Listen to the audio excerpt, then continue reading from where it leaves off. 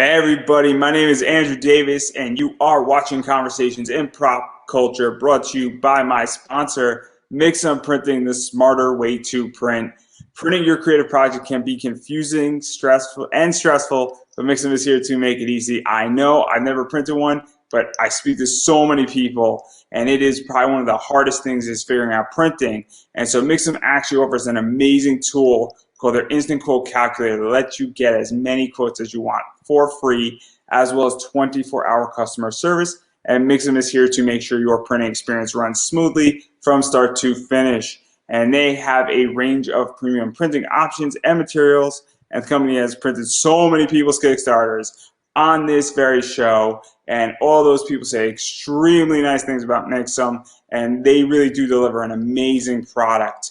And what you buy and what you see and everything that is out there, and some of the comics, if you backed a bunch of Kickstarters, are from Mixum, and they are amazing. And they actually offer services in the United States, Canada, Australia, and the UK. And Mixum can print and reach your audience anywhere in the world.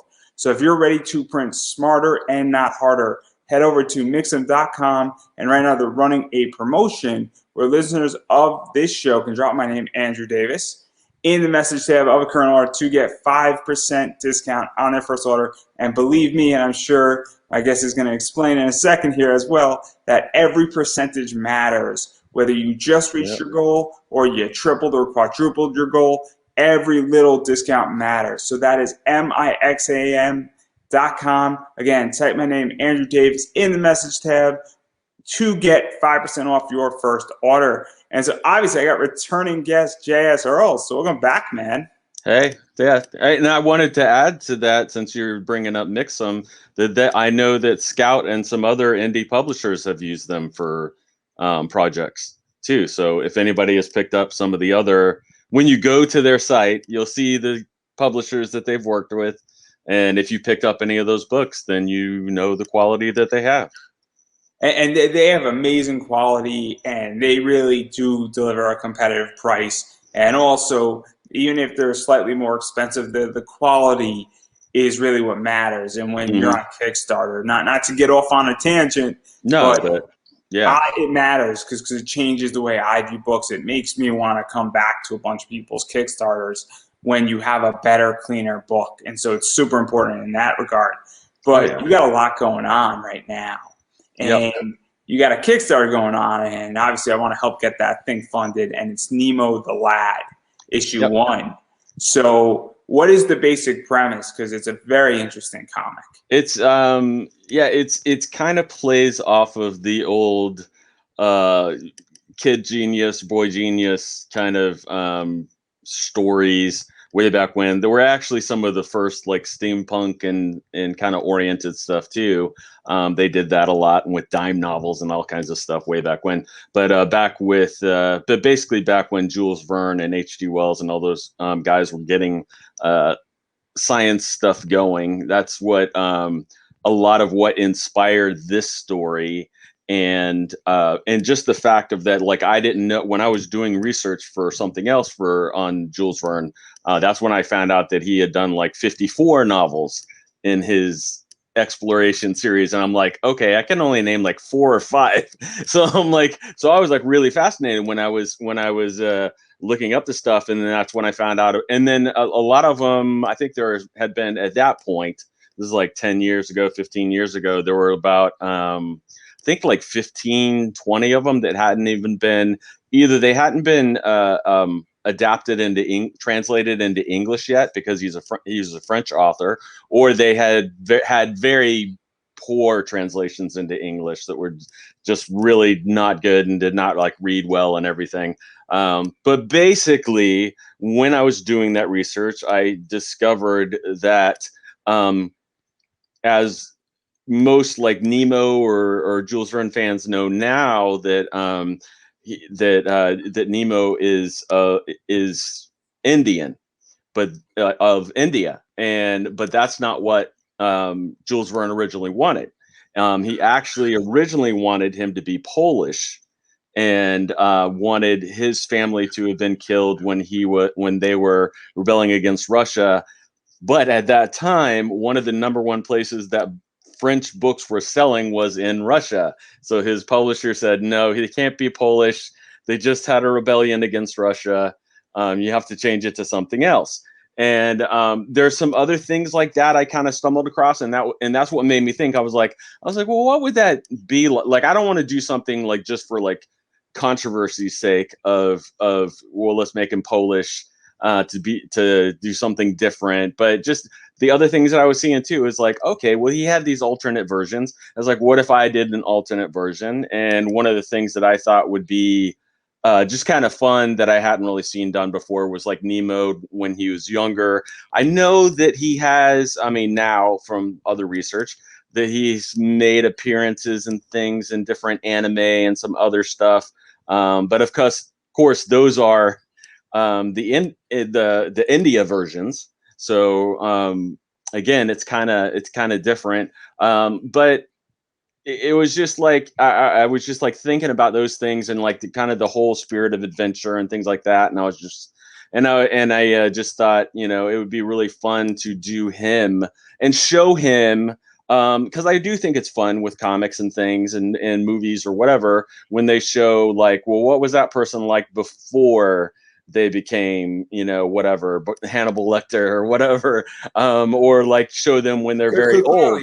Go right to Hannibal Lecter. Yeah, exactly. I mean, that's the first thing off my mind. I mean, so, but, you know, because a lot of people think of Nemo as a very bad, evil guy, but I mean, a lot of that was because there's severe tragedies and stuff that he had witnessed and a lot of injustices. And I'm like, well, but what was he like before that? Because he was obviously, because before that, he was still a genius. So let's say he was a genius when he was a kid. And I decided to have him be with a sister because I have like 3 sisters, and I have sisters-in-law and all kinds of stuff now. And so I'm kind of used to that relationship. And then also I wanted to give them somebody to talk to. It's one of the things that I have found through doing a lot of professional writing is like, unless you're doing like a voiceover thing, or it's like Wolverine where he's talking to himself a lot the whole time or whatever, it really helps to have somebody with the character as they're doing things. And so that's why I brought a sister into it. Plus, I thought it'd be interesting just to kind of show the difference. So there's a lot of stuff going on here. Yeah. Yep. We're talking about Jules Verne's and his world, and obviously that world and what he has built. And I'm not a Verne's, you know, expert by any chance. But I know that the world very much is sort of set up, and then there's all these stories in the world, and the rules don't change dramatically between book to book. And so what was this like, though? Because obviously we're going into, you know, Nemo when he's a kid. He's obviously, or a teenager. I'm not exactly sure. But he's supposed to be around 12 in my version. So it depends on the artist. It looks a little different depending on who draws him. But I think the point that I'm getting at is that it's this idea that it's obviously significantly younger, going on adventures, and we're sort of seeing how he became, you know, Captain Nemo and everything that was witnessed.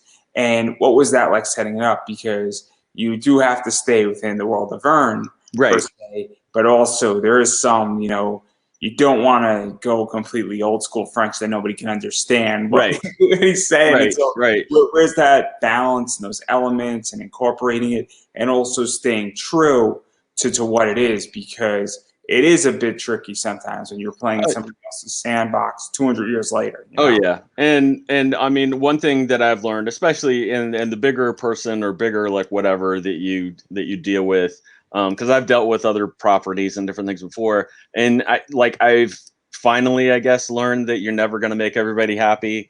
You're always going to try to find, I mean, if you're smart, you will always try to find a sweet spot where you are able to do some new things and try some different stuff out. But then also you want to, unless you don't respect the source material at any level, like, you definitely want to point to it and hint at it. And some of the stories that we're doing are more like, some of them obviously will relate like directly to the story, because I have a story basically in this. It's also like streamlined version. They're almost like Archie comic strips in a way. They're like 8-page things, so it's kind of like streamlined tellings of the stuff, and but some of it connects directly, and then other parts I've kind of connected them even more so than what he necessarily did, even though he connected some things, because he has um, another villain who is a bit more villainous, named Robert or Robert, how you say it, and I kind of I'm bringing that character into it too. It's kind of like a little bit of a nemesis for Nemo, and there's some other there's all these, he has these different connections that a lot of people don't know about unless you're like a hardcore Jules Verne fan. So what is that like? Because this is where it gets interesting. Is that Yeah, I am not a hardcore Jules Verne, yeah, but somebody might come into this, know a little bit about it, read certain things that he did, obviously have a little bit of information, and you want to placate to sort of a bunch of people where you right, want the average person who's read one or two, whether they had to read it in high school or they fell across it or they got sick of the normal, science fiction stuff, and then they're deep diving, right, which, they're now going below the surface, no pun intended right. there. But you also want to placate to somebody saying, "Oh, I'm just coming in for the first time," and so that's tricky to some degree.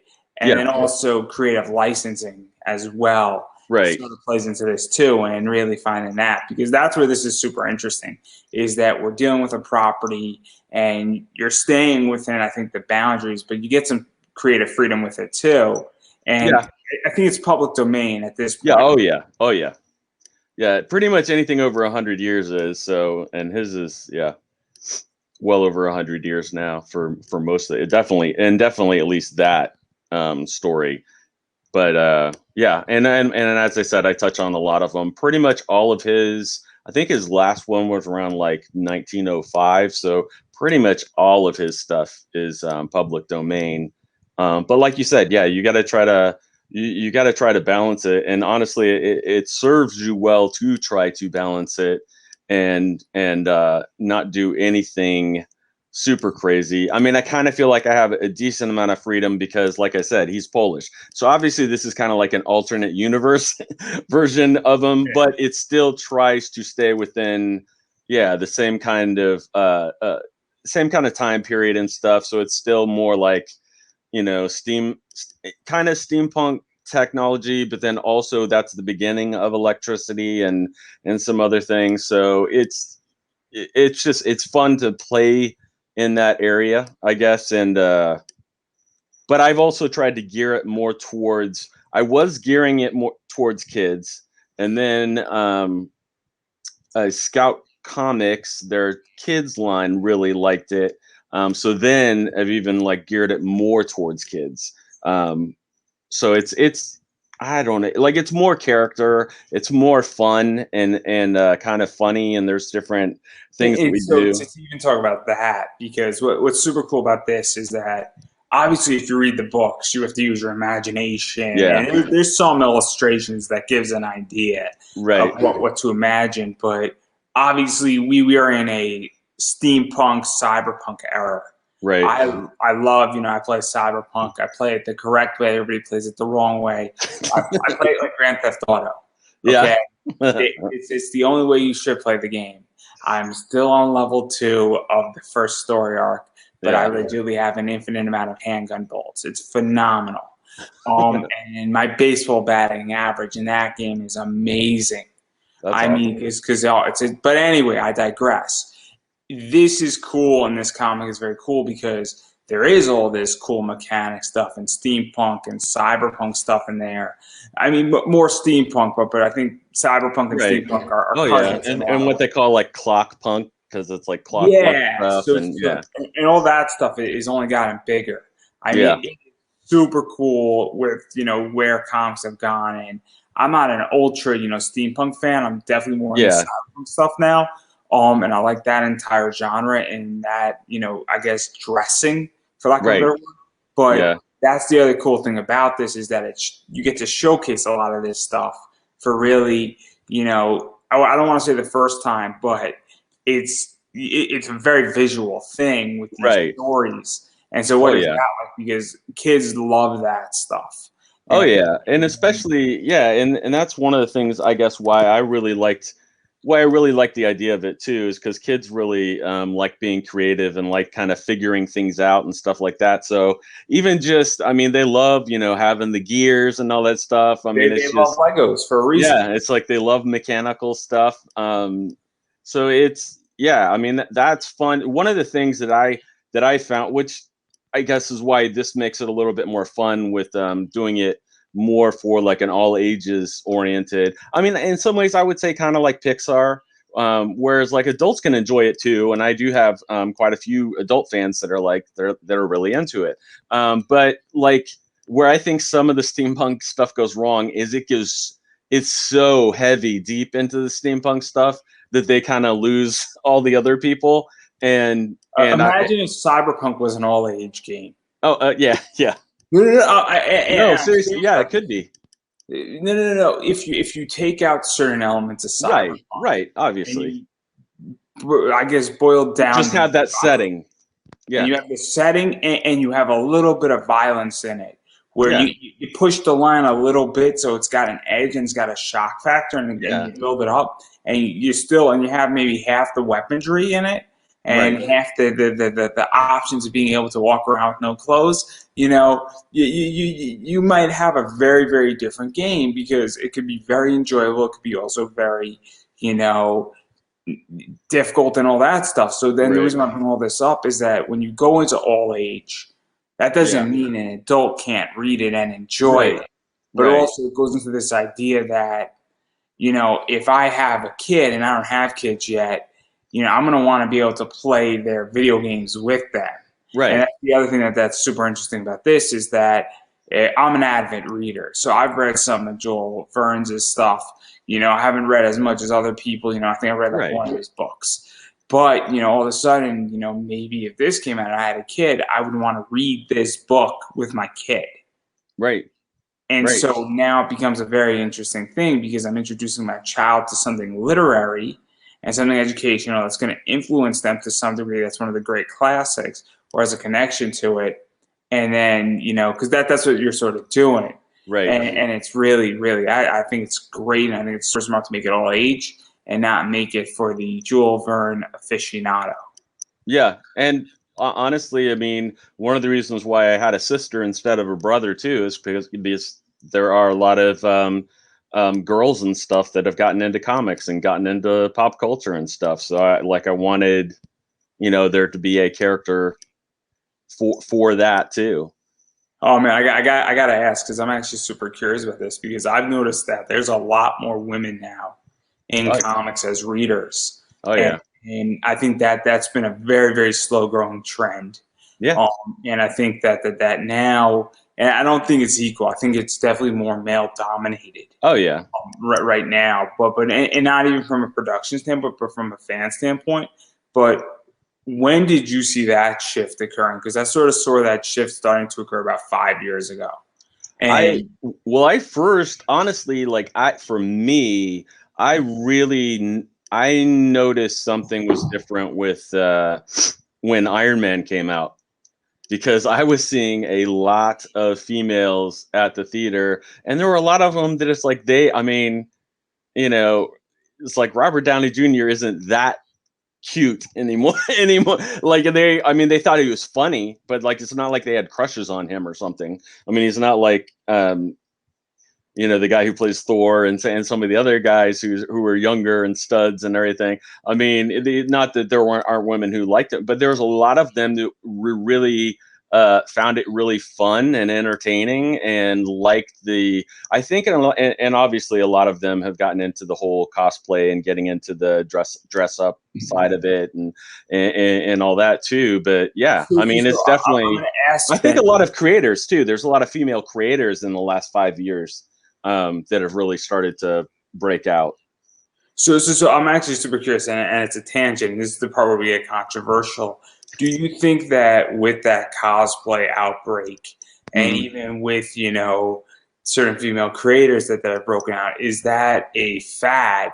Because cosplay is tricky, and I understand that where certain people get into it, but then people fall out of it. Oh yeah. And even with comic creation, people get into it, and it's not one sex or the other. People Right. produce comics for 8 years, and then they realize, saying, "Wait a second, there's other ways I can make more money." Or they get sick and tired of it because, well, you could get burned out. It gets very competitive. I haven't produced a comic, and I don't know if I want to, because I look at this and I look how competitive it is and how toxic it gets, Oh yeah. and how much capital you need, and all the politics, and not Democrat Republican, but just who do you smooth up with, and who do you know, and who do you have to really get close with, and how do you network, and you half the time you got to buy your way in a little bit, Yeah. and you really bad creator deal your first 10 books, Right.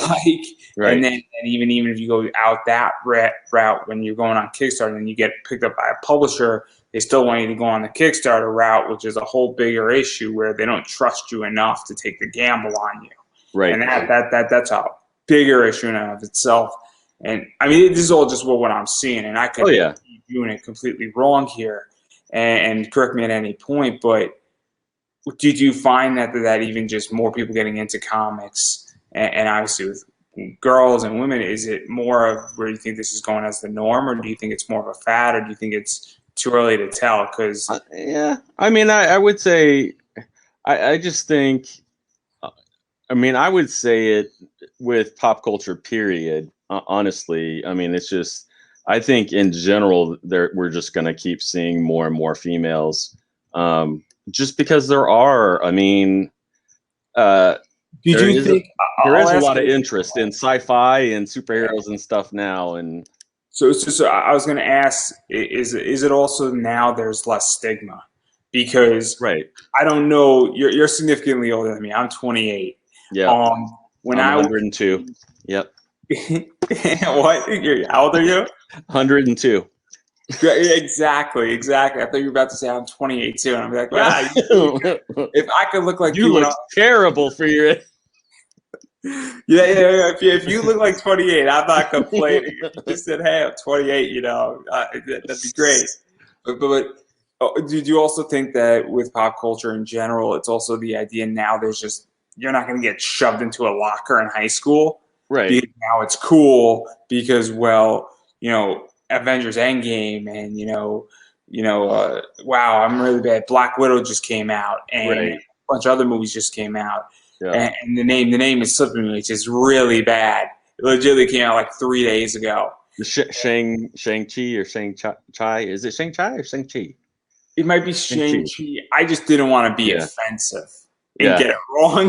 We'll say both. Yelled at. So, did you also think that it's now cool to be like, oh man, we saw the new Marvel movie, and oh man, you got the first issue this character was in 30 years ago, and people are like, oh man, can I hang out with you now? Yeah. Do you think that's also part of it too, because let's be realistic, there's so much social pressure when you're, in high school and even in college and even in, when you're young at your workplace, and if everybody's saying, oh man, I'm into this too, and you're like, oh yeah, I read the comics, that creates less social stigma to it. Oh yeah. Yeah, I mean, definitely. And just the fact of, and just having the internet, just being able to find your groups and your cliques and your different, the people that are into the same stuff as you are, whatever it is, tabletop games, role playing, video game. I mean, whatever. I mean, you're going to find your people, and so it's a lot easier to connect in that way, I think. And then the reason why I bring all of this up, and I'm promising it's going to make sense, is that obviously, Jules Verne and this book is very niche specific, right? But it also goes beyond niche specific, where it is definitely tackling that great American, classic literature, and hopefully a bunch of high schools still force, their students to read this type of stuff out there and read the classics, and people still read the classics. And so obviously with the internet, and this is another thing too, because this is I don't want to say this is a what if, Right. but this also expands what that story and these stories are, and what Nemo is exploring, and what he's Right. analyzing, and how we got there. Yeah. And and even the internet probably allows you to find that. So Hmm. what has that been like? Because it's very much an answer to something, and it's providing. Because I don't know if this is a what if per se. It's more Right. we got 20 years because we're thrown into Nemo 20 years as sort of a mid adult, Right. and we don't know what Nemo was like growing up. And Right. so, yeah. Yeah. Yeah. I mean, so yeah, you have area to play with there. I mean, that's what I was trying to think of other I know that was one of the cool, man, what was there was something that came out, a comic, and it was like really big, and it was because they found, it was like, well, at the time it was like I'm trying to think if it was Batman Year One or something else, but there was like the time period where they didn't. Oh no, that's what it was. It was yeah, one of my favorite movies, Batman Begins. They had a time period there that wasn't really covered very much in the comics, so then it allows you more freedom to explore that stuff, and that was kind of that, and that was definitely, that's kind of like the way that I was looking at this too. And also, and this is one of the things that I didn't expect, and it was weird. It kind of just, but it was because of the internet that I made these connections. But they, if people think that in Poland they don't know that Jules Verne originally wanted him to be Polish, is like they're crazy, because there are some hardcore Jules Verne and steampunk and like Nemo fans like in Poland. Like, I mean, they have some of the biggest, like strongest cultures and groups and fan groups and different things out there, who are super cool. And when I even brought up the idea of doing an alternate version, I mean, this is like 10 years ago, like they were freaking out of their minds, and they were posting about it on their places and stuff, and they were like, this is what Verne originally wanted, and they're like so into it. I'm like, And so to even talk about that, because obviously you mentioned it, and I am curious because, you're not being disrespectful to Verne's work and right, Jules Verne's work by making this character Polish. And I right, don't think that the people in Poland are very upset either. I don't no, think that they aren't. So I think it's also that too, because you're not being disrespectful, or if Yeah, you're going to be disrespectful, or the saying is that I try not to hurt people unless right, I'm proving a point. If I yeah, have to prove a point and I hurt you, well, I was proving a bigger point, and well, you got caught in the fire here. But I right. don't think this is hurting anybody in any regard, and it's also very important because you could easily step over and start offending his Oh work, yeah, yeah, and you could start doing damage to the core of it. And then, well, that's not good. And that's why I don't like playing in people's sandboxes. Personally, right. it's not something I want to do, because I'm most likely going to cross those lines. Yeah, it's It's that. an I mean, art. It's an art. it's tempting because it sounds more exciting and sexy, but I don't know. Like to me, like I feel like, I mean, with a lot of things, it's like motivation is everything.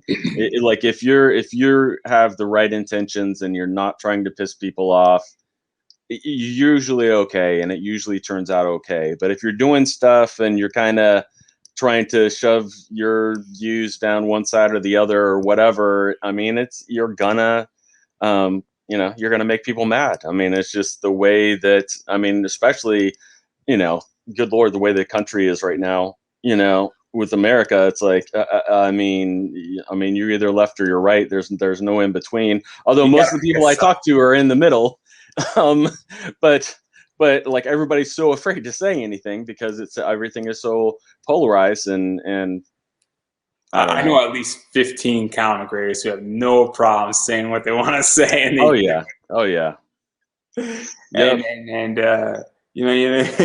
God bless them, and I like a bunch of them too. It's and it's on both sides. It's on oh both yeah, sides. oh So, yeah, before anybody gets any idea and starts labeling people, yeah, it's on both sides. The 15 people I know. yeah, and it's crazy, but yeah. So obviously, I sort of want to change and dive a little bit more into deeper baseball with this. Okay. And what's super cool about this book is that at least the first issue is that it's got an anthology feel to it. But Right. obviously, this is all when he was a kid, and it's divided into 3 stories, and each of them are 8 pages. And so, what was that decision to be made? Because this could have been one straight, 24-page book. This could Right. have been divided into 2 stories. It could have been just 4 pagers, and I don't know if this is an anthology. I'm not too sure what we label this as, but it's clear that there's a bunch of different artists working on the Right. 3 different stories. There's a start, middle, and end to each of those stories. They sort of connect to each other, but they sort of don't. They Right. connect in the sense that this is exploring, Nemo's life at a particular point. Yeah. And that when we get to issue 2 and 3, obviously, I'm assuming it's going to follow the similar format. So, Yeah. what prompted all of this? Because it's a different way to tell a story. Yeah, I mean, some of it is, especially when you're dealing with something this old, and you have, there's just so many different people that would like to be a part of it, or, there's different parts of it that appeal to them. I have a lot of artists that are tired of doing, me too, somewhat, tired of doing dark stuff and stuff that, especially in this day and age with the pandemic and everything, it's like we need some fun, we need some joy. And that's been one of the biggest compliments I've heard from people, is like when they look at stuff, they're like, man, I feel joy. Like when I look at it, like it reminds me of like being young and stuff, and it looks fun, and it's like, and I need fun, and that that was a major driving factor for it, and was also one of the reasons why I made the decision, was so many people wanting to be involved, but then also wanting to keep it short, to keep the adventures short, so that they're mostly focused on being fun. As I said, there's kind of like a rival and stuff like that, but even with that, like I do some kind of fun things with it, and a lot of it is just, it's more about that, just to kind of part of it. Like I said, he has 54 novels in this exploratory series. It's like if I take 24 pages to tell each one, it's going to take forever. So some of it was like, I want people to know some of the other stories or elements of them, like these other things that he created, like this island that has a propeller on it, and these other things that have these different things. And it's like, if I take too long, it's going to just take too long. So to even go further into that, there's yeah. a few things that I'm actually super curious about. Yeah. A bunch of artists are getting signed, whether Right. that's on bigger indie projects, whether that's the Dynamite, Dark Horse, Zenescope, DC, Marvel, Image. Right. Everybody's getting signed. It's the last 20 months. I think more people who are on the indies have been at least noticed and are getting knocked on, and their doors are getting knocked on.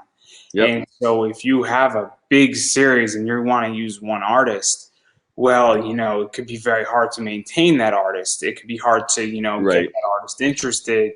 But when they're only drawing 8 pages, Right. they're only drawing, so many panels or something of that nature. Well, they could bang out, 8 pages. If it takes them a day, it's a week project for them. Right. On top of the fact that, and even going further, some of these people are your friends, some of these people you never got to work with, and you're also getting to give people a bunch of work and give them an opportunity to be part of a book. And then also we get into marketing, and these people now, if you have, 3 different artists working on this book, or 5 different artists, and that means that 6 more people can help, and they're not competing with each other too. Right. And so there's a lot of benefits to doing that. So was that part of your thought process going through? Or was I want to do my friend's work?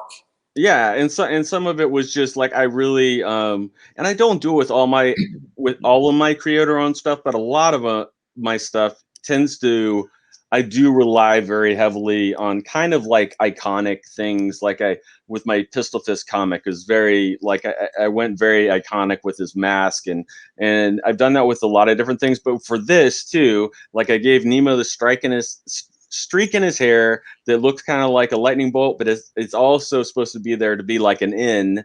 But like I did that with him. His sister looks very different. She's more girly. It's just the way she is and the way she was. Although she doesn't necessarily act like that, but she does dress like that. And then her and then having the vehicle, because I created the vehicle too. And so some of it too was like just that. Like I have these different iconic elements of it, just the same way, you know, with like Batman, Spider-Man, and things like that, where you have these specific things, and then you just want to see the way that like other people draw it and other people interpret it, and the way that they have like the movements and things with it. I mean, it's just yeah, I mean, and I just think it's variety for the readers and stuff too. I'm not super crazy about anthologies really, because I've seen them really kind of go wrong, but at the same time too, it's just, I don't know, just for this it felt right.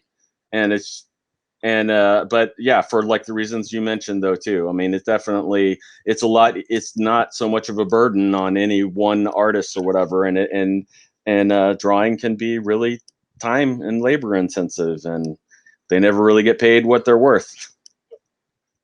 Yeah, and I'm learning this the hard Oh way. yeah. I Yep. was going to be booking my own variant, and finding artists is hard, planning it is hard, Hmm. understanding it is hard, and it gets expensive very, very quickly. And also, even just finding the right people. Now, obviously, I have an advantage because I speak to all these artists and I Right. speak to all these writers, and I had somebody in mind, and they were down for it. If I was going to throw something to them, and they were very reasonable and they were very quick.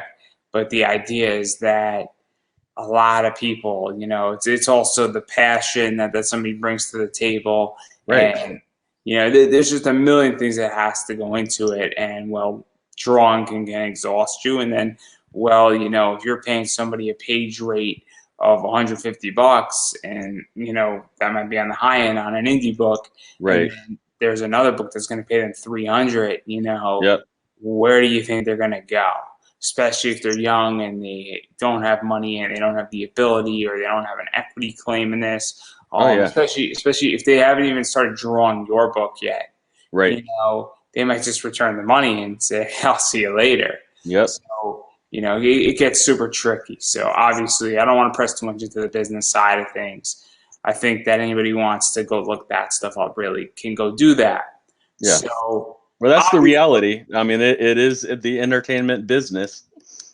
it is a brutal business. It is a complicated business, and you know it can drive anybody crazy because it is very, very difficult to navigate, Oh yeah. and it is not easy to do it. Anybody who says this is easy to do it, you're lying. Just hands down. There's a lot of people, well, you might have even talked to them too. There's a lot of people that get into it thinking that it's going to be easy, or thinking it's going to be easier than other things, and it's like it's so competitive. There are things that I've learned in the last 36 hours Yeah. that I was not aware of that make a lot of sense, that have influenced the decision that I'm going to be announcing Yeah. probably in the next 3 to 4 weeks.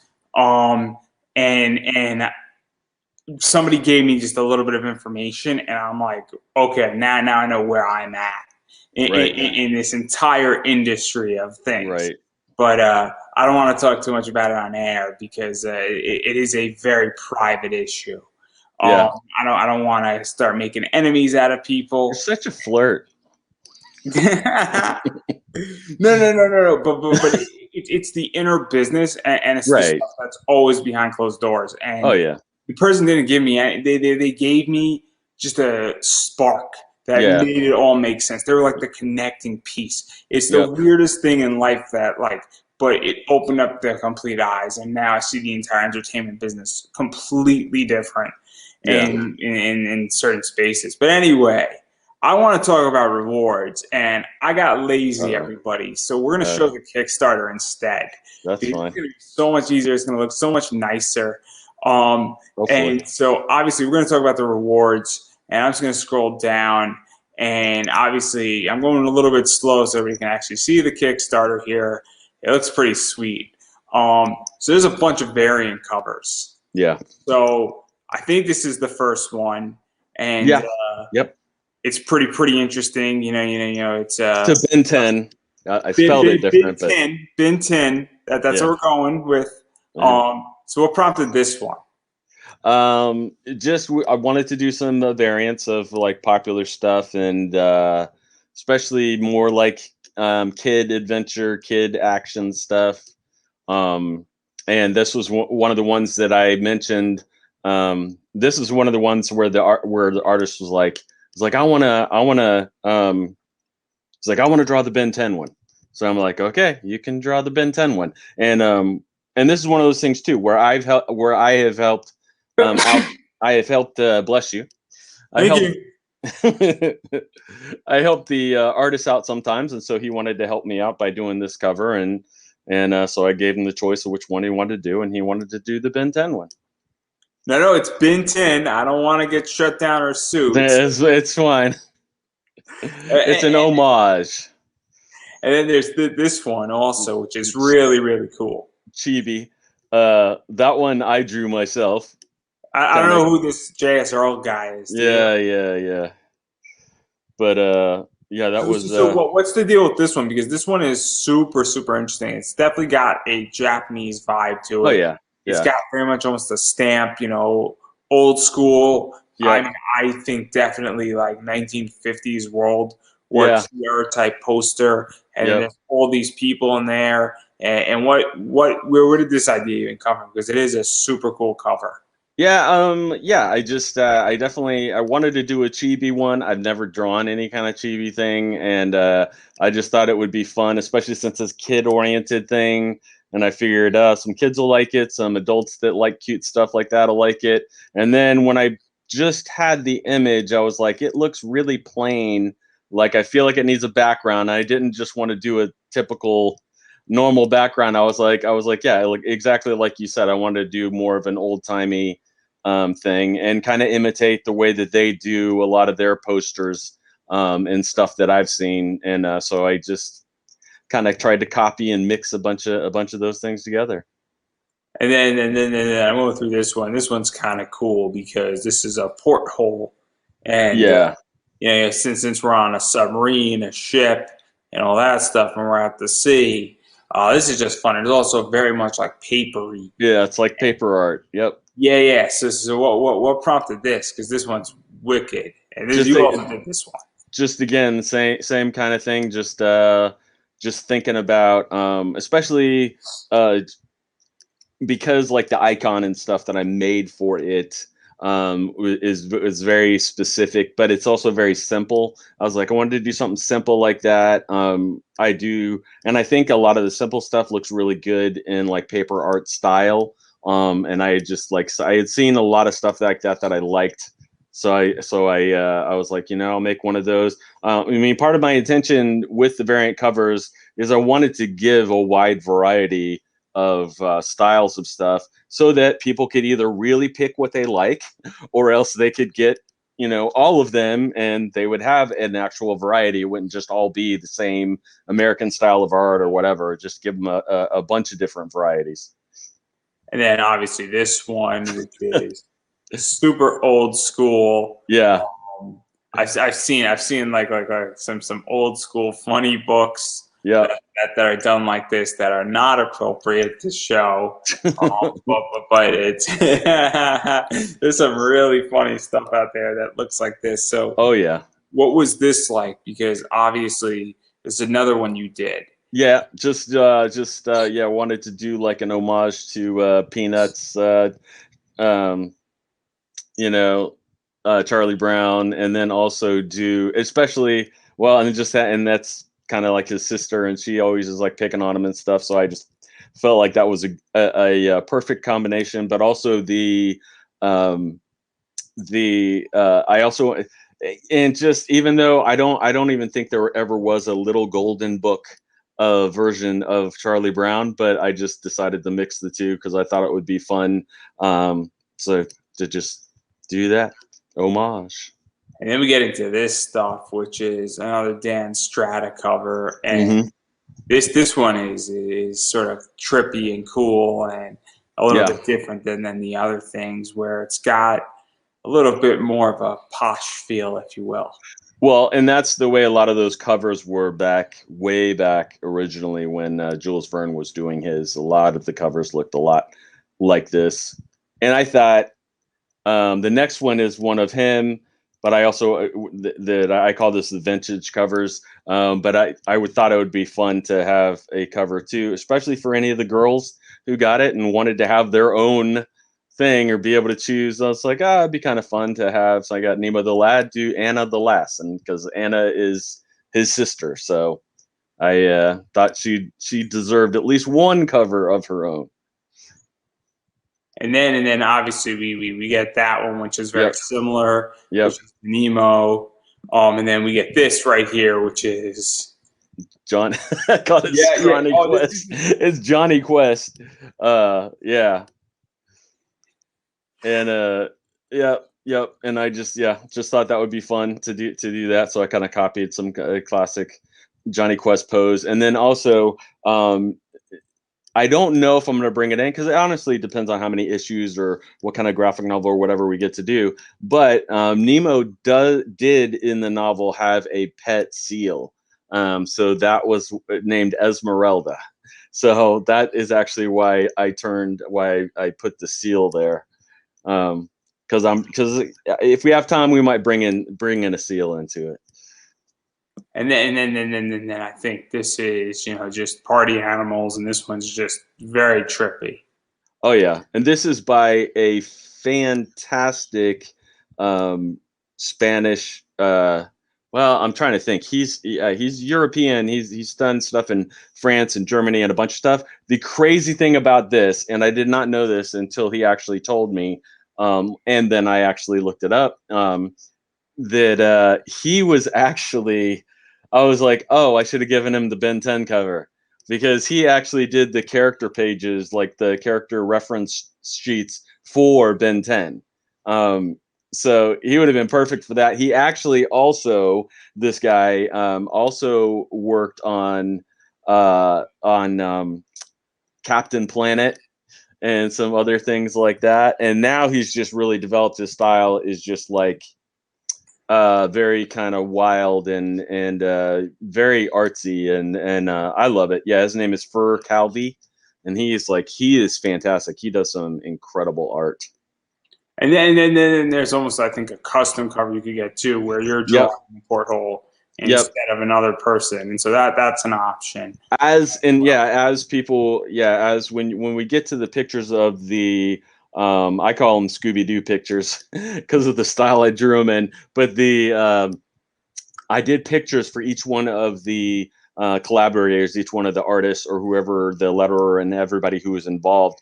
I did like a cartoony picture of them, thinking it would be a little bit more kid friendly and stuff too, to do something like that. But then we've had like a lot of compliments on those pictures. So that's why I was like, well, I had this. If anybody wants it, they can do one like that, and I'll draw them in. And then obviously this is what we're talking about right here. So I'm just gonna go really quickly through. A lot of people just dropped into this. And then obviously, I'm gonna sort of remove this, and there's some other rewards too. Right.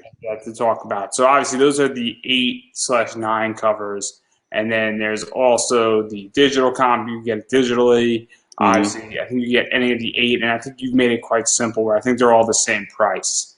Yeah, I've tried to. And so, I mean, are any different from the 8, or are they all just you pick whatever one you want? No. Any of the covers I did have the new thing different, but then I had some people that were confused by it. So I'm like, that's fine. I'll just put it in. I'll put it in with the other. Just to keep it simple, and so people can just choose from them all, and because I think that's one of the problems of a lot of some Kickstarters too. Is just it's so confusing. It gets very messy sometimes. Sometimes you think you're getting cover A, but then you wind up with cover B. Right. And then I have to go. So I just backed a Kickstarter, and I just backed the Witches of Westchester because I'm from Westchester, New York. Yeah. So I thought it was pretty funny. And then Nice. at Yeah. first Yeah. I thought they were referring to something in London, and then I realized that they have like Mm-hmm.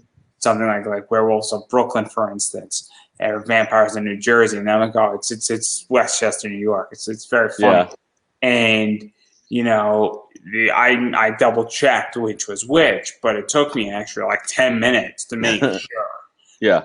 Because what I like when Kickstarter is they like cover C, or they say, okay, why don't you tell me which cover you want, and they go by the artist's name. But Right. when that Kickstarter legitly has like 30 covers. Right. Now, it's not 30 covers of the same thing. There's holofoils. Right. And not 30 different covers. It's 30 covers over the course of like the 8 done in 10 different ways. Right. But it's very confusing. So I think it's cleaner. And I think a lot of people can learn a lot of lessons from the cleaner you make it, the easier it's going to be.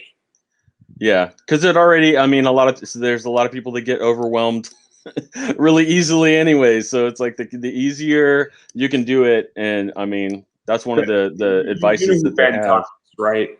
Huh? You know who Ben Dunn is, right? Yep. Ben Dunn just did the Swimsuit of Ninja High School.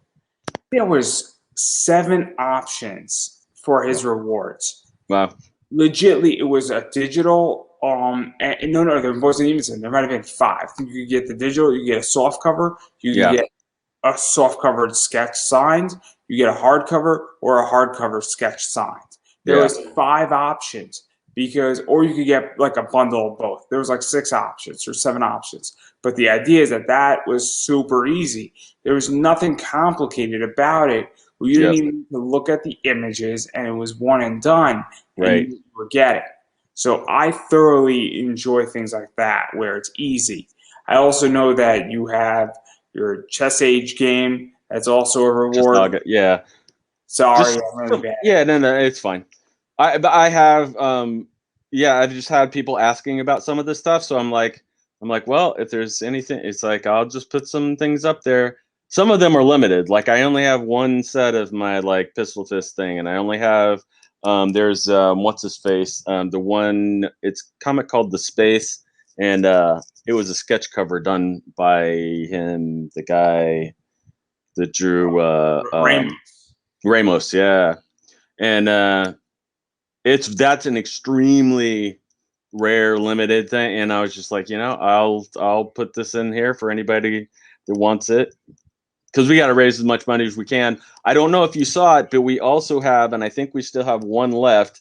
I was surprised there were 2. There were some of the first things to go, but we have some like steampunk recycled art sculptures, because and they're semi-custom, because actually my neighbor of where we moved during the pandemic is a steampunk recycled art sculpture guy, and he offered to do some sculptures for this, so we included that in the thing. So and obviously the cool stuff about Pistol Fist and all that stuff is that it's obviously alternative history, right? And it's done by Francesco Tomaselli.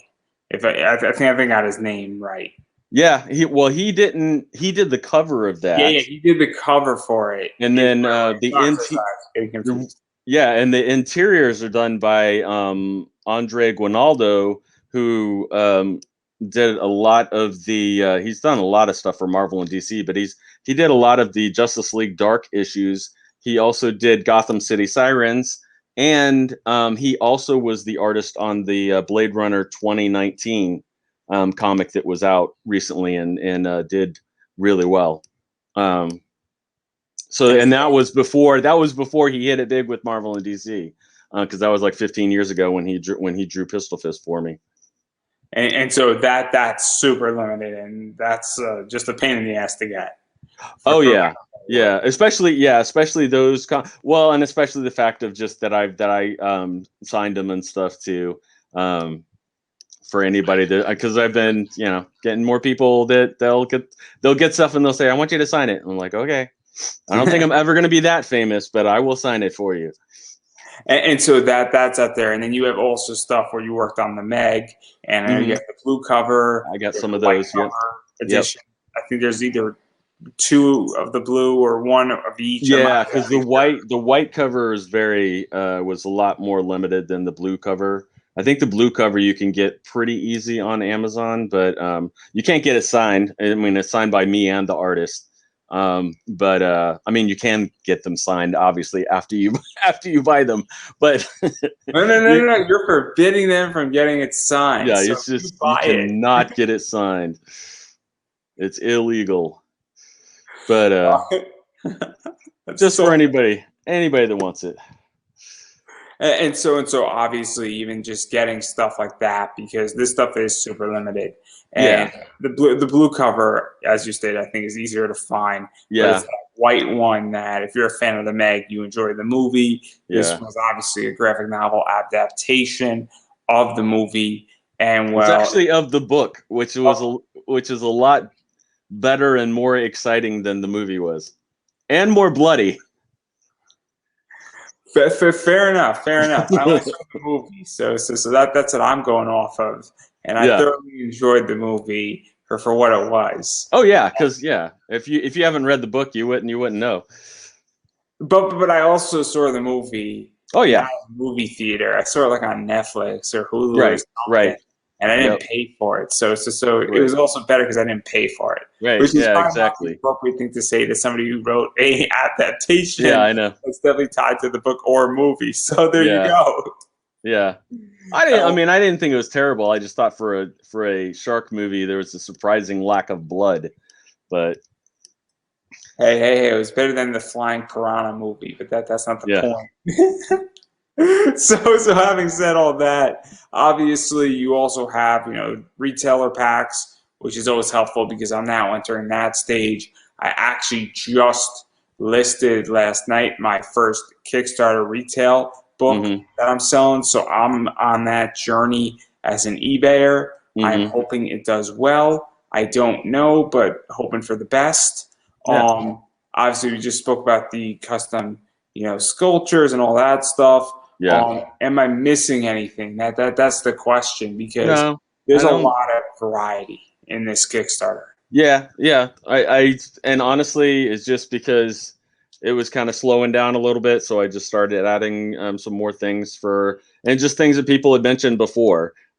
Just that they had talked to me about, hey, I'd like to get this or I'd like to get that, and I'm like, well, I might as well throw them on the Kickstarter to hopefully benefit that and be able to raise the money to be able to pay the artists and the letterer and everything. So And so obviously there's a lot of rewards, and people should back this. And we're going to talk about COVID Kickstarter and cons in a second here. But you put something very interesting up on your Kickstarter, and I'll disclose something as well because I think it's a really good conversation. Obviously you have a disability. yeah, I don't think I'm breaking anything right now. no.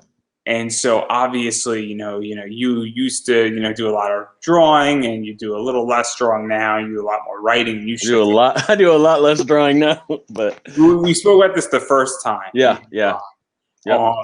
But what is that like? Because obviously, getting anything funded in India is difficult. You Oh yeah, know, I don't think it's a disability exclusive problem, but also when people have disabilities and getting projects funded and all that oh stuff, yeah, just whether no matter where you stand on the issue, right, it's always harder for people who have disabilities to get things accomplished. And it's always amazing when you see a person with a disability sell $1 billion business, because the obstacles they had to overcome right, is significant. I use that as an extreme example because everybody gets it immediately. right. And so the reason why I bring all this up is that what is this like for you? Because without the funding of Kickstarter, disability, non-disability, this project really can't happen. And I think people need to understand Right. that's an issue, and that's why it's important to pledge to this Kickstarter, and that's why it's very important to project, because if you like it, it's important. But even the fact that projects like this, when they're being backed by people who have disabilities, you got to support that shit. Yeah. No, I think, and honestly, I mean, one of the, and for a long time, I don't know how long, I didn't really say a lot publicly for a long time, just because I didn't want to, I don't know, whine about it or whatever.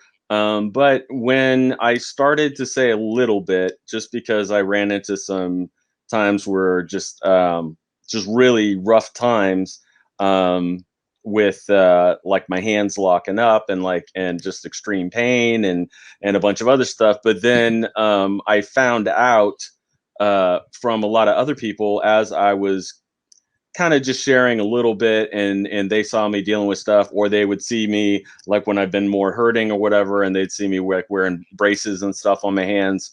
And I they would like tell me like how inspired they were to even though they had severe issues or some disabilities, that it kind of inspired them to push and try to do some things that they have wanted to do. And I've actually had people that have like become writers and become like other things, after like talking to me or hearing about the stuff that, and just seeing me pushing through and doing the stuff, and just doing the best you can, even if you end up doing stuff late or whatever. But I try not to. I try to, like, because there are days when I can't really function or do very much, and then so then I got to make them up on the other days. But then it's just a lot of it is kind of like what they say about working smarter, not harder.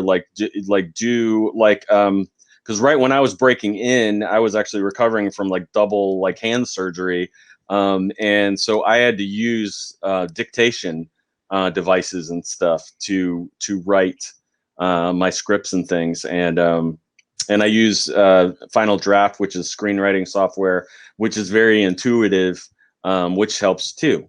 Doesn't help when you try to write sci-fi and fantasy because it's not used to those words very well, but just the fact that it's very intuitive, so that it will automatically prompt you if if your two characters are having a discussion, it will jump to the other character then on the next thing, so you don't have to sit there and say, okay, Jack talks to Jill talks to Jack, or like you don't have to do, like, it will automatically go, okay, well, you just had Jack talks Jill, and it'll do stuff like that makes it a lot easier. And there's so many things out there like that now, and the problem is, like, we have to get our eyes off of ourselves and our problems and look for the solutions, and even just talk to people and find out. And Yeah, I find that what's going on, and this isn't disability related, and it's my biggest gripe with people is that, and I'm about to attack a whole bunch of comic people. I find comic people to be the most creative people in their scripts and in their books, right, and the indie realm and in general.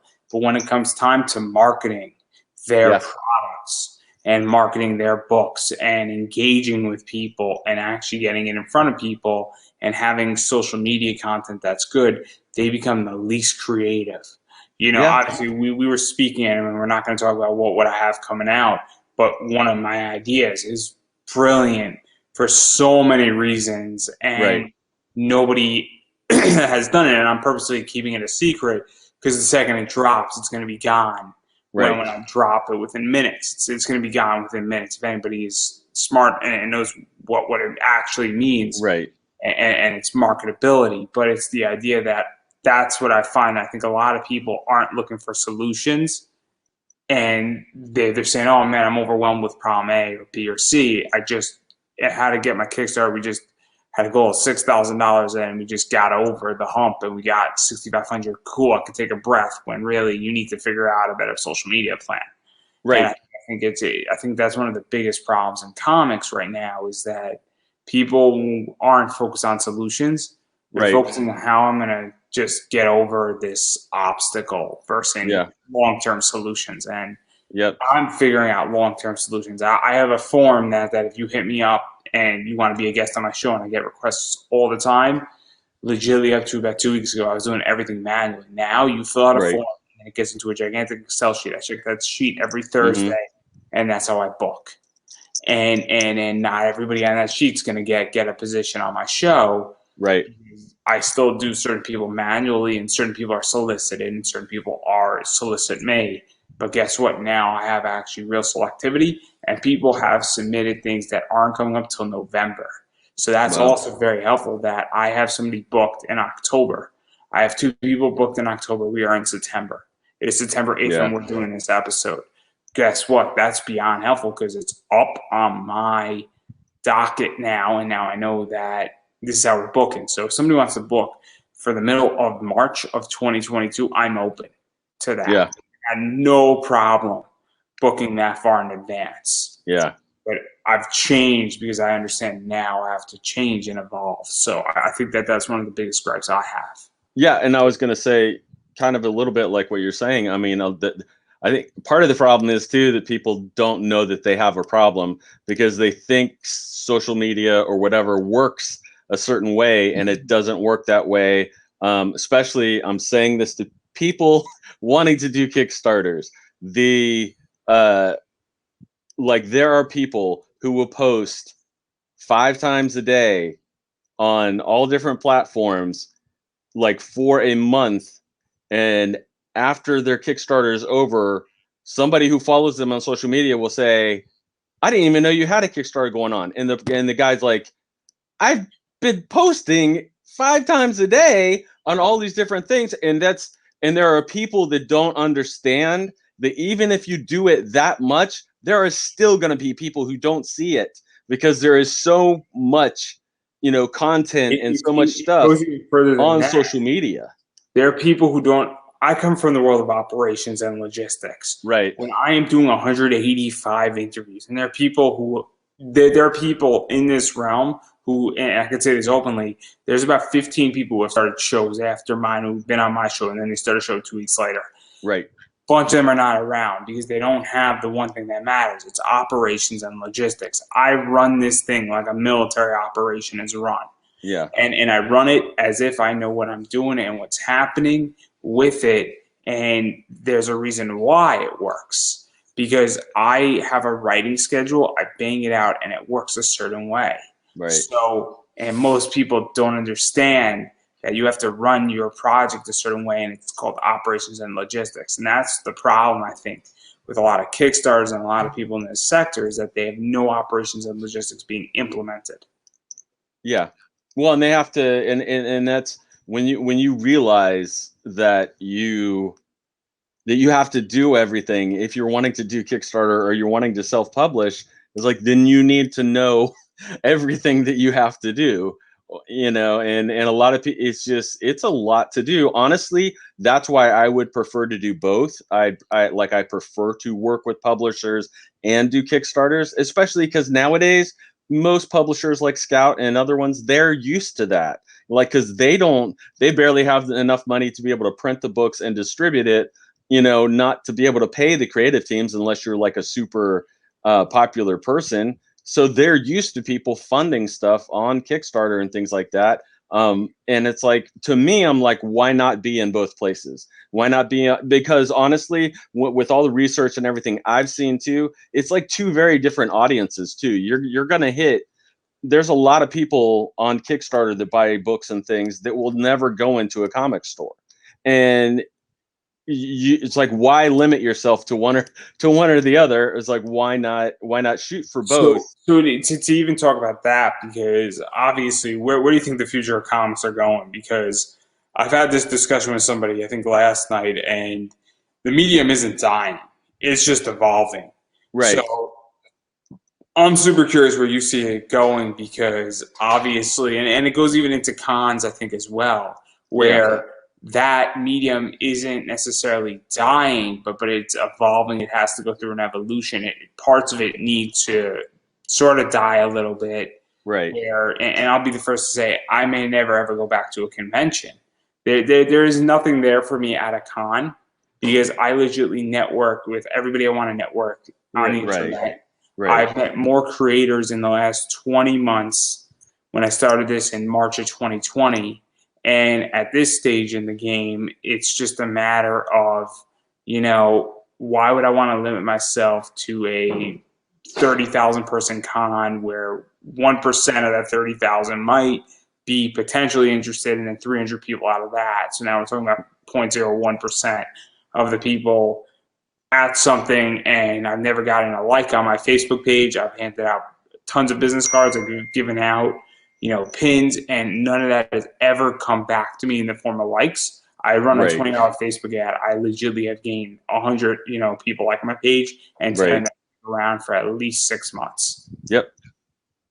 Yeah, and then just like you're saying with a lot of this, I mean, so much is this the consistency and stuff too. I mean, it's just keep doing it and keep getting things out there. One of the things that I have found that's really helped me, I did it a little bit before, but I didn't until this Kickstarter. I didn't go as hard into it as I have now. As far as, although I enjoy some planning and organization and everything, but I've really been using Hootsuite a lot for my social media posts, which I really recommend people who, if you're not going to spend the time to research when the best times to post and things like that are, then use their like auto post function, because it will post it when on the different mediums. It doesn't post it at the same time. Like, you sync up all your accounts and then it'll post it when the better times are for those things. And it will even follow kind of like with your hashtags and things like that you're putting in. It will say, okay, these hashtags are more popular around this time, and it'll do. And like for me, some of it though, like right when we first launched, I had it set up so that it would be putting something out on all my social media everywhere, like once an hour. And I hit different things. I would do it from different, like in 1 hour, it would be sharing something about one of the people who's on the creative team. Another hour would show one of the variant covers. Another hour would show like a panel from a comic or like whatever. Like each one would be a different thing. And I think that's the big thing too, kind of like you're saying too, about just like knowing the business, knowing the marketing, is like you have to realize that there are different personality types and everything too. So you need to do your stuff in different ways to diversify it so you can appeal to those other people, because there are people who just want facts and figures. And so you need to make some posts like that where you're not trying to be all flowery or fancy, and you're just saying, okay, this is the problem. This is why I need it. This is how much I need. And it's like, and that's it. I mean, and there's a certain sector of people that is their personality, and that's how you connect with those people. And then other people, you're going to have to appeal to, whatever their heart more, or like whatever. It's just, you have to realize that you are serving other people, if you want them to be able to, help you out and do your stuff. And I don't know. Yeah, I definitely have a lot of thoughts on those things and advice for people. But especially like, man, if you are a gun ho driven person, you don't have disabilities, you're not married, like whatever, it's like, man, it's like there's a lot that you can do, but you can't. So many of us, I mean, probably me and you included. I mean, we think we know more than we do, until we find out that we don't know as much as we thought we did. I mean, because we know little bits here and there of the different things, and then it's like, oh, really? Yeah, okay. And then there's things that change too. Instagram is always changing, like what their algorithms are tracking and stuff like that. So it's like either you're into it or you're not, and you can't complain when you get bad results if you're not really doing your research. Or you got to find a different strategy. I have like Yeah. 15 different strategies up, Yep. and what I do, and there's also a baseline strategy with social media, and there's Right. a variety of ways to do this. And because sometimes you just want to just have a presence. I have a big Oh social yeah. media presence, but I don't have a big engagement, and obviously I could always improve upon it. But I'm posting 8, 9 things a day. Yeah. And the only reason why I'm doing that is because guess what? When you're not active on Kickstarter and pushing something out, you need to have a baseline. It's very Yeah. important to have a baseline. But Oh this yeah. is a whole big thing that we could probably talk about for the next hour easily. Oh yeah. And so obviously, we spoke about a lot of Kickstarter stuff last time. We spoke about, what do you feel about COVID? Just quickly, where About COVID's going, about and about COVID.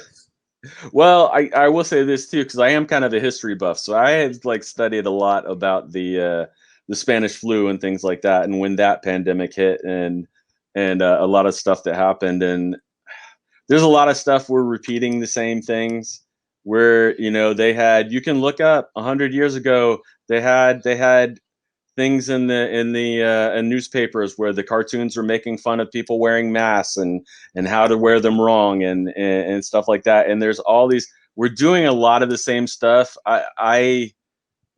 And there's just the problem is everything is so politicized. So you have like one extreme or the other, and there's the truth is always kind of in the middle. So where do you think cons are going for the next 4 months? Because obviously the big question I have is I'm on the East Coast. I'm in Connecticut right now. I used to live in New York. I lived in DC, and I personally am not going to a con if I ever go back till June. Right. Okay, it's just a personal choice because, well, I want to let the dust settle. I want to see where everything is going. And I want to see how things are run, because if I do go back, I'm going for economic reasons, where it has to be that it has to be social media and audience, appreciative, where if I'm lecturing and I have a 500-person room that I fill up usually, and only 250 people are in that room because it's social distancing, I'm not so excited anymore.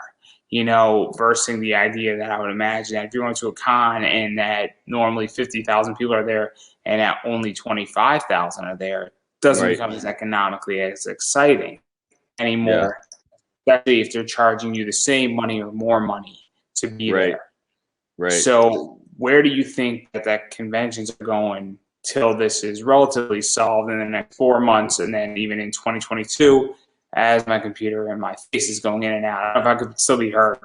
Yeah, you can. I can hear you. I can hear you. I mean, I do think the next 4 months are going to be rough. I think in a lot of ways it's going to get better. I still think they're going to have a lot of people that are hesitant, and things are going to be down. Because one of the big things too has gotten to be with cons because of pop culture. In a lot of ways it has become a family thing, and you'll have a lot of families and stuff that will go, and it's just like family movies. I mean, that's a lot of money. That's a lot of people when you bring in four or five or six people or whatever. But it's that's going to be rough. I mean, I think that too. Like anybody that really looks at this stuff, because like the Delta variant, everywhere it's come from, it's crashed. So it'll be really high. Like it's been really high right now. It's gonna crash at some point. You got to keep your eye on India and the UK and everything. See how things happen there, because that's the way that all the germs and everything cycle and flow is from over there in Asia and India and stuff, and see what they're doing and what kind of variants and things they're dealing with, because we're going to get them after that, and we can kind of judge what's going to happen. Like right now it's terrible, and in Florida, like our hospitals are pretty full, and there's been a lot of people dying and stuff, and but it's going to come down a lot. Like I know it drops by like 90% when it does go down, which should be soon, but the same time too, who knows how soon another variant, another whatever is going to come out, and then we'll be dealing with that. I think for anybody that's making those kinds of business or financial decisions should probably be keeping an eye on like Asia and India and even the UK, and just see what's happening, how heavy the stuff is, because you can kind of predict within the next few months, like what'll be happening. I mean, I know like my wife isn't going to be crazy about me going to any kind of con or any kind of store appearance or anything like that. And I mean, it stinks because I like meeting people like that, and I actually like, what's funny, in all honesty, and this is part of the problem why a lot of comic people are not good at it, is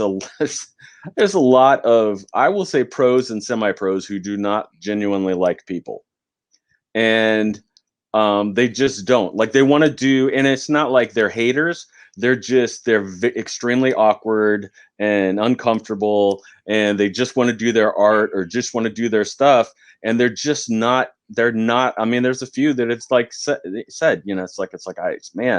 I hate people. Like I don't like being around people, and it's like, that's a problem when you're depending on their money to fund your stuff. You got to figure out a way to, I don't know, to change your mind, but it's like, I don't know. I find, I don't know. To me, people are interesting. Everybody has their own different personalities and stuff. I think people can be, yeah, I'm like, yeah, it's like anybody. There's people that get under my skin and people that tick me off.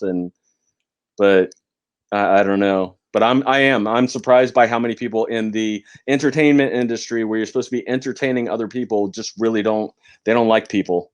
No, I feel you on that one, and I'm sure we could have a whole big conversation on that. But I do want to give you, because I've been speaking for a while, and obviously I want people to That's back fine. this project. So where can people find this project?